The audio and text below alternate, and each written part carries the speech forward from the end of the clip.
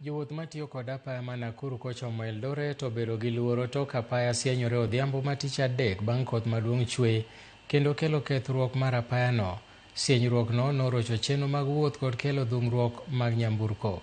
Okinyi ma kawuono, jolony kod midusa nochopo kama wang' apayano nosienyore kendo kongo ka gitiyo kod kite. Chenro mag wuoth ne oduoge wang'e, kata kamano jodak kod jogo matiyo kod apayano pod nyiso luoro margi kaluwore gi chal mar wang' apayano ma giwacho ni kidek sienyore e kuonde mamoko bende. Thank you pia nyinyi.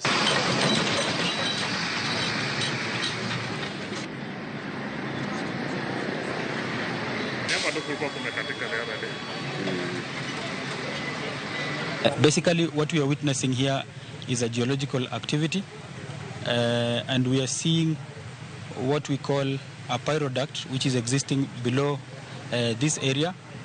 And what has happened because of the rains is it causes the overlying material above the pyroduct to collapse, and that is why we are seeing very deep gullies. Now I want to assure the motorists who are using the Nakuru-eldoret highway that the road is passable, it is okay, it is safe, but we want the Kenha and the engineers to continue with their investigations so that finally we may see whether we can have a permanent solution.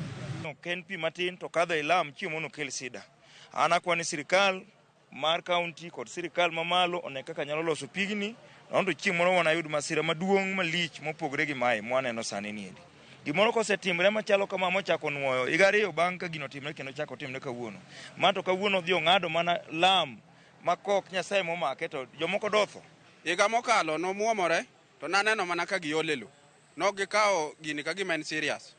Lakini gisani kore ka gineno ni en serious, lakini sirikandwa masani owuondo wawuonda. Onego be ni gimbe gibiro kato gineno.